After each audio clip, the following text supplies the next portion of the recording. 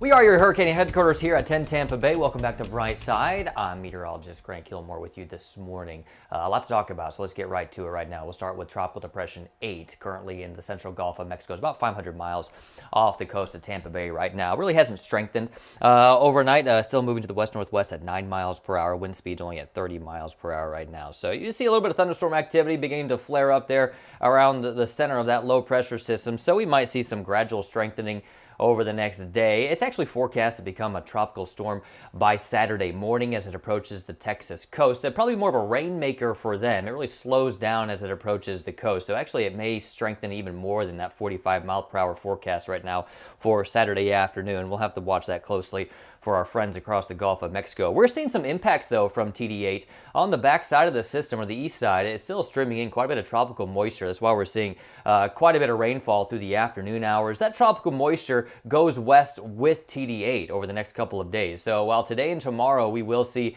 a decent chance for afternoon showers and storms, I think our chance of rain through the afternoon is going to drop off even more as we make our way into the weekend, into early next week. And then out in the Atlantic, there you go, Tropical Storm Gonzalo, about 970 miles east of the Caribbean islands there in the Winward Islands. But just notice how small it is in comparison to the rest of the Atlantic. It's a small storm, but still a strengthening storm. 65 mile per hour winds right now, moving to the west. It's fighting some dry air, which is keeping it relatively small. Still forecast to become a hurricane later on today as it moves into the Caribbean. It's forecast to weaken, but still a lot of uncertainty in this forecast. Smaller storms are harder to forecast the intensity, ultimately the path of the storm as well, so something to watch, especially as we head through the mid and second half of next week.